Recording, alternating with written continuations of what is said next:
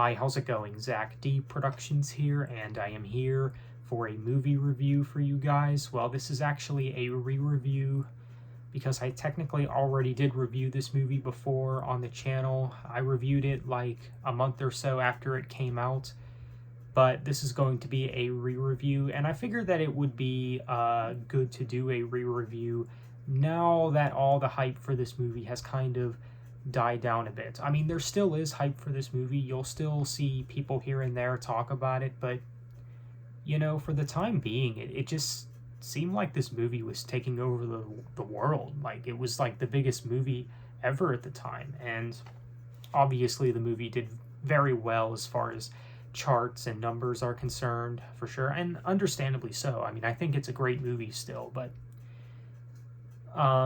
we have to talk about it once again. And we'll be wrapping up the live-action Spider-Man films in this video. So for this review, I will be reviewing Spider-Man No Way Home, which is, of course, the finale of the MCU Spider-Man trilogy with Tom Holland as Peter Parker, aka Spider-Man. And whenever I first saw the first trailer for this movie, I'm not going to lie, I was pretty mind-blown. I mean, when they revealed the original actor for Doc Ock at the end of the trailer, I'm like, okay, you have my attention, MCU Spider-Man. You definitely do. I mean, it's really what did it for me because, for the longest time, I had no interest in the Tom Holland Spider-Man films.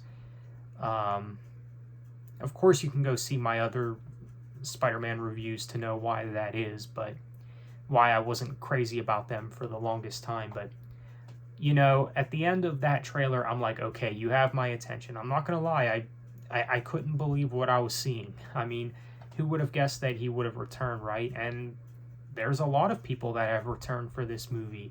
But yeah, I still do think that this is the best of the Tom Holland Spider-Man films. Even when taking all of the nostalgia glasses off, I think this is still the best of the Tom Holland Spider-Man trilogy. So basically, this movie picks up right where Far From Home left off. Mysterio, before he dies, he reveals Spider-Man's identity. He basically reveals that he is Peter Parker, and then his life becomes a mess, and everyone blames him for the death of Mysterio, basically. And there's a lot of complications in his life because of this, because of, all these people that know who he is now. And of course, he goes to Doctor Strange, of course, a legendary character. He asks him to basically wipe everyone's memory of him, of who he is as Spider-Man. And he realizes that, his close friends and even MJ and all of them, like, he still wants them to know who he is, and because of all that, it messes things up, and therefore it basically broke open the multiverse, which is a concept that I never knew was a thing until this movie. Now, I know it was a thing in Into the Spider-Verse, but I actually never got to see that movie till after seeing this movie. I'll probably talk about that movie at some point in a review as well. I know they're making another one of those too, and I'm kind of looking forward to that. But yeah, so I was a bit confused. I was wondering how they were going to make that work because, until this movie, like, I never really understood the concept of the multiverse. Now, for the record, I've never really spent time looking into the Marvel comics or anything, so you could say I'm a little uneducated when it comes to that, but I'm okay with that. I'm not really much of a reader, so I mean, I don't have a problem with comics, but I don't know, I just never got around to reading all of them. And there's a lot of Marvel comics out there, so it's a lot of time to invest in, so there is that. But yeah, the multiverse thing was just something that I was honestly confused about, and I thought, how are they going to make that work? But apparently they did, and it all makes sense now. It really does. Basically, in this movie, You have the original actors coming back, the original Spider-Man actors. You have Tobey Maguire come back and Andrew Garfield come back as well. Spoiler alert, of course. I mean, that was one of the biggest spoilers for this movie. It wasn't really intended to be revealed until like much later on, but honestly, at this point, I'm pretty sure everyone knows at this point that Tobey and Andrew make an appearance in this movie. I mean, they're not throughout the whole movie. They don't really show up till like near the end of the movie, like the second half of the movie, but they're still in the movie nonetheless. And you know what? They really do steal the show, especially Andrew Garfield. I mean, this was basically his redemption film, you know, just with everything, you know. I think that this movie has his best performance, you know, even after the first and the second Amazing Spider-Man films. I think he did a better job in this film than he did in his own solo films. And yeah, and Tobey Maguire did good as well, don't get me wrong, but yeah, Andrew Garfield, I would say, really did steal the show, and I think a lot of people can agree with me on that. And you, of course, have all the original villains back as well.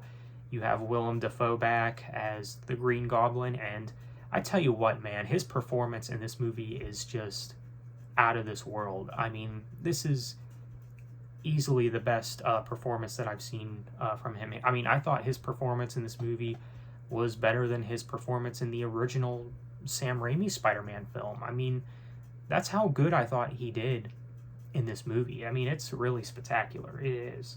And of course, you have Alfred Molina, or whatever his last name is, back as Doc Ock, and he does a good job in this film as well. I do like his performance as well. I do like all the references in this film as well, you know, kind of like a throwback to the original Tobey Maguire days, you know. You know, when basically Tobey Maguire is trying to do better, you know, like he said in Spider-Man 2. I mean, just little things like that. And of course, Norman Osborn also says that line, something of a scientist myself.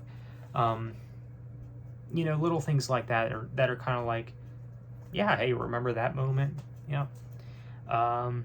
And of course, you have the Sandman here as well. Yeah, the Sandman was pretty cool in this film. And of course, you have Electro in this film, who was, of course, from The Amazing Spider-Man 2. And I will say that I do think Electro is better in this film than he was in The Amazing Spider-Man 2. Of course, played by Jamie Foxx. And this is how Electro should be, in my opinion. I mean, even the outfit that he uses, you know, especially in the final battle, is basically how Electro should look like. That's just what I think, though. And then you have the Lizard in this film as well. He makes a comeback. But yeah, you have all these villains, and I think that this is the Spider-Man film, at least when it comes to the live-action ones anyways. This is probably the Spider-Man film that features the most villains. And of course, you have all three Spider-Men, Tom Holland, Andrew Garfield, and Tobey Maguire, all teaming up to fight all these villains. And it really is just epic. It really is. And it's still a great movie. It is. I still think it's great. Now, could I stay away from this film for, you know, a couple of years or so? Probably. I mean, I would like to revisit again, but I have seen this movie enough times. I mean, I know people who have said that they've seen this movie like 27 times or something, which I personally don't get. Like, even at the theater, like, some people, like, I've seen something online where I guess this guy went to go see Spider-Man No Way Home like 50 times or something, like around that range. And I'm like, okay, I like the movie, but would I rush to the theater 50 times more, like, to see it? Not really. I only saw the movie in the theater once, and that was enough for me. I don't know, I guess he was a bigger fan of the film than most people were. I don't know. And that kind of does align with something that I do want to discuss here as well. And that is obviously how hyped up the film is.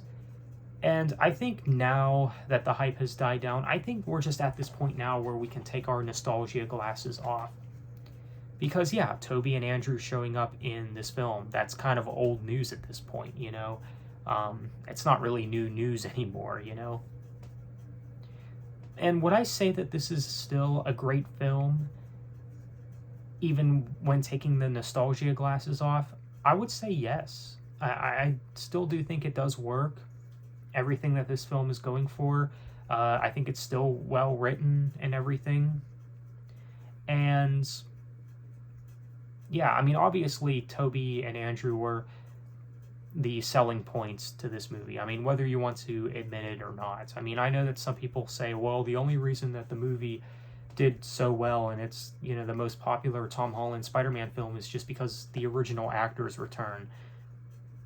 I mean, nostalgia sells. I mean, I've said that before, but it's true. Nostalgia sells. I mean, I'll have to do a discussion on nostalgia once again on the channel at some point as well, because there is a lot that I do want to say about nostalgia in of itself. But yeah, but even when removing the nostalgia glasses, I still think the movie is pretty solid.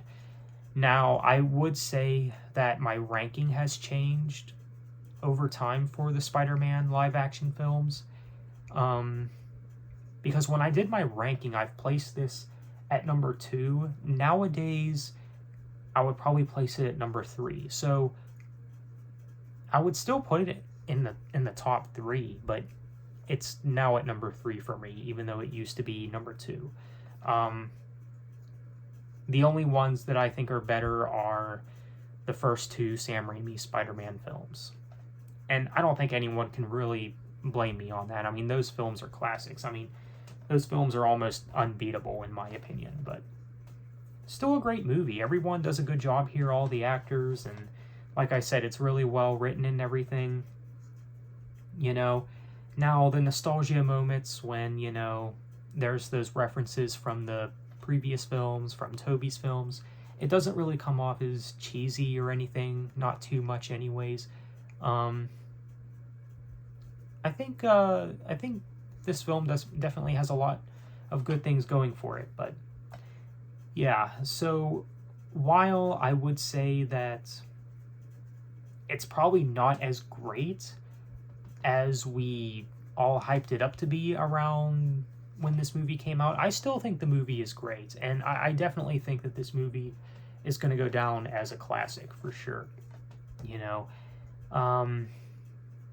So if I were to give this movie a score, I'll probably have to give it maybe an 8.5 out of 10, either an 8.5 or a 9 out of 10.